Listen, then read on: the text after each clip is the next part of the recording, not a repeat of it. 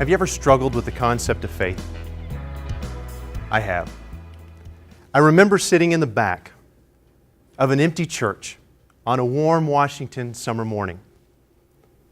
And I was sitting there in a church that would be filled with hundreds of people just the next day. The sunlight was streaming through the stained glass windows, and the cool air was coming off the hard wooden pews. And I was excited because my dad was going to take me fishing. And so my mom had dropped me off right in the back of the church, and my dad was at the front preparing for his sermon the next day. And I always was inspired to see my dad talk, but this was the first time I experienced him getting ready for his speech, getting ready for the presentation the next day. It's one of the most vivid memories I have of my father. Now, my father, pictured here with my mother and my now 11-year-old son, Tristan, was a minister for about 60 years before he passed away on March 13th, 2012. And during that time, he inspired a lot of people. I remember being on those hard wooden pews every Sunday, hearing a lot of topics and a lot of sermons. My dad was a very animated speaker. He knew how to make topics come alive. He knew how to make a topic very interesting so that you could grasp it, understand it, feel it. In fact, he had quite a reputation because of his presentation style, because of the way he brought the message forward. He was invited to scores of countries, and he went to basically every state in the United States. He was very forward-thinking. Way before PowerPoint, he was animating his own slides. He had an overhead, and he had overhead transparencies. He would hand draw these. And then to animate things, he would cut up transparencies and make his own bullet points that he would flip onto the transparency overhead so that he could make every point as he said them. And he spoke on lots of topics, but faith was probably the most complex. I mean, you hear things like, faith is the evidence of things not seen. Faith without works is dead. If you have faith the size of a mustard seed. And these are complex topics. I mean, these were topics that rattled around in my young brain as I was trying to figure them out and trying to understand them. And the fact of the matter is, my dad was a man of faith, and I was always a man of science. I loved math. I loved science. I grew up to be a computer programmer. I loved the facts, the data, the logic. All of that type of stuff really thrilled me. So this concept that faith and science are at odds, it always perplexed me. And I wondered about that, and I looked at that, and I researched that, and I really studied that because I wonder, are faith and science really opposed? What if science shows the need for faith? What if science shows how valuable faith is? And what if science shows how faith can supercharge your life? In the next few minutes, I want to share with you 3 stories, 5 strategic tools, and 4 steps. 3 stories to show the value of faith, 5 strategic tools to help you improve your faith, and 4 steps to help you activate your faith. And so we will start with 3 stories that show the value of faith. 3 stories that show you how faith can make a difference. 3 stories that highlight the possibilities that faith gives you. And to start that out, I want to talk about David Gregory. Now, last year I did a seminar here at the Queensbury Hotel. And at that time, I was doing something on health and wellness, so I met David Gregory. And we talked. We talked about his situation because a decade before we talked, he started having hearing loss. And he went to his doctor. And his doctor said, it's an ear infection. Gave him something to take care of it, sent him home. But it didn't get fixed. So, over time, he started having headaches in addition. He went to his doctor. They did a CT scan. Didn't find anything. He sent him on his way. It didn't go away. So then, they did an MRI, and they found bleeding in his skull. And they were very concerned. They immediately got him to the point where they could drill and relieve the pressure in his skull. 30 days later, he couldn't walk. Now, how much faith would you have at that point? The people that you're supposed to rely on, the people that you're supposed to believe can help you out with something when you have a medical issue, they have no idea what's going on. And as life goes on, your life is deteriorating right before your eyes. I would think faith would be extremely hard to come by at that point. Because we all want control. We all want to have that ability to have life go our way. But life doesn't bend to us. You know, I remember being in my father's yard in Cleveland, Tennessee. And he had these huge, majestic pines that shot up. They shot up from the ground all the way up to the sky. And there was one year that there was a big snowstorm there. I believe we'd call it a dusting. But it was this big snowstorm that really tested these trees that didn't have this experience of any weight of snow. And there were trees that tried to stand firm and stand tall, and they cracked under the pressure. And there were other trees that found the way to work with the wind and be flexible and pliable, and they survived. We can try to make life go our way.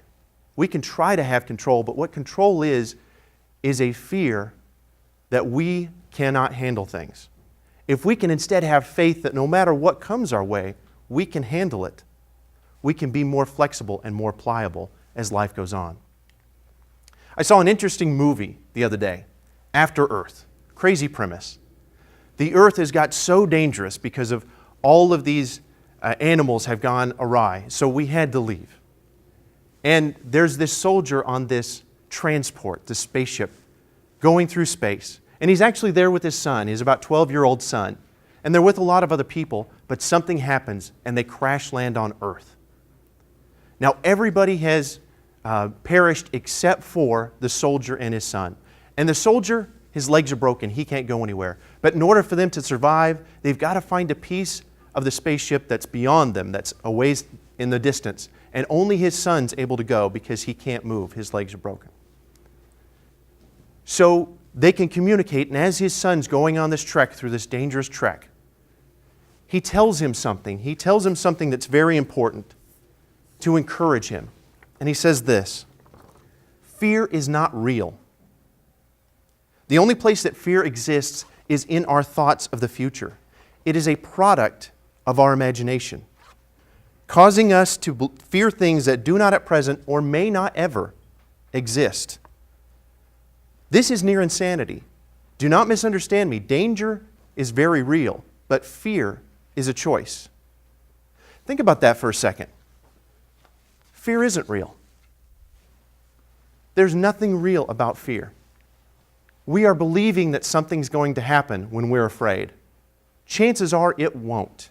And even if it does, us believing it's going to happen in a bad way probably isn't going to help the situation out. If we can look at that from a different lens and use faith to believe in better things, we can have freedom from fear. We don't need to be afraid. We don't need to be in control. We can believe that things will work out the right way. Not only does faith give us freedom from fear, but faith gives us freedom from failure. Because for anybody that's very successful knows, failure is simply a step towards success. Failure is not an end. It's not the end game. If we fail at something, we are simply learning something new. We are making our headway toward success. If you think about the leaders in any industry, for instance, Steve Jobs, co-creator of Apple, at some point kicked out of his company, tried to start a couple businesses, went through money like water, was not successful, failure all around. But at some point, Apple was 90 days from bankruptcy. They brought him back, and he turned it around to make Apple one of the most valuable companies in the world. You know the Fortune 500? They just recently made the Fortune 5.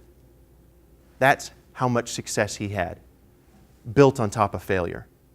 Jack Welch, CEO of GE, he at one point blew a roof off a building.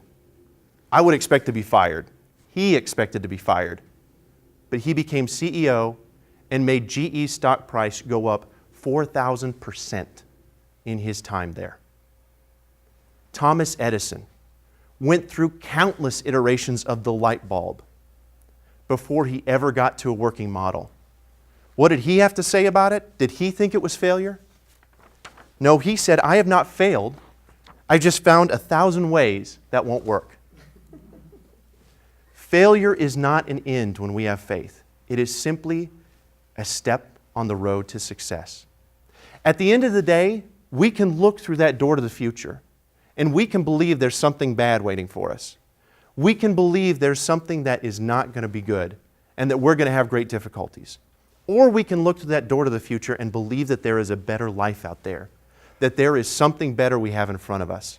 We can choose that fear door, or we can choose the faith door. David Gregory chose the faith door. David Gregory decided he was going to change his life. He gave up smoking. He started exercising. He started eating better. To date, he has been in 75 triathlons. That's 6 to 7 a year. And just to put that in perspective, a triathlon is where you swim, then you ride a bike, then you run. He has done 5 Ironmans. An Ironman is a triathlon where you cover 140 miles in one day, all on your own power. He went from a man who couldn't walk to a man who did 5 Ironmans, and he's still going. Because he looked through that door and he saw a better life. He believed there was something better out there. And because he believed, he was able to do what it took to make it to that point he wanted to be at. If you go up to anybody that's really successful in business and you ask them, what are your goals? They're going to be able to tell you with specificity what their goals are. They will be able to tell you exactly what they are. Because people that are very successful set goals. They know exactly what they're going. And a goal is really a business version of faith.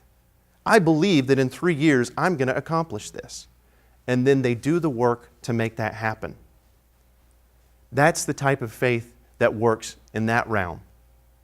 You know, when everything's going your way, it's really easy to see success. When I finished speaking at the University of Alabama on April 10th of this year, I was absolutely elated. Here I was talking to these brilliant students who were listening to what I had to say. I had spoke with a lot of them just earlier. Future leaders, talking about their successes and their triumphs, and it was great. Just a few hours before, I had given them a presentation on how to build exciting and engaging presentations. And about a third of them had attended that, and it was a lot of fun. What's more, in the months leading up to that, I had been to Fortune 500 campuses up and down the East Coast, and I had been to Georgia Tech. And I also had tickets to Nebraska and London in hand. I had been working out details for Canada and several other states. And I was just absolutely thrilled with the progress I was making. In fact, I even started to have to decline different speaking engagements because I had too many bookings. It was really easy at that point to see success. But 3 years earlier, my story was much different. I was traveling mile after mile through barren stretches of road in a rented U-Haul. I had few possessions even to put in the U-Haul. And I had to make this long 1,000-mile stretch in one day because I couldn't afford a hotel room. It was a long, lonely stretch, and it was accented only by a 3-hour stretch through New Jersey construction. When I arrived, I had no connections. I had no place to live. I was luckily able to find a place, put what little furniture I had in, and I was so thankful for a bed I had to sleep on. At that point, faith was hard to come by. But I knew that if I did the work and I tried and it worked to accomplish what I needed to accomplish, I could be somewhere different. I could be in a better place. And that's what enabled me to do the work. See, life is an interesting roadmap. We like to think that we know exactly where we're going, and that may work in real life, but when we're talking about our lives, we don't know where the destination's going to end up. We can start heading in a particular direction, but we may get rerouted. We may get sent to a different road. There's no telling where we're going to be led. So we've got to be able to move with that and be able to be flexible to move in the right direction. So we heard about David Gregory, and we heard my story. And I told you there were 3 stories, and there are. The third story is your story. What is your story? I want you to think about that for a second. Every good story starts with conflict. You've got to have some sort of struggle at the beginning of a story to really compel the listener. So think for just a second. You should have a piece of paper that you've received. I want you to take just a couple minutes and write down, what is something you're struggling with today? What is something you're having a difficult time with today? This is just for you, but if you want to just take a couple minutes, and we're going to start our story. So think about that. What is a conflict you're dealing with today?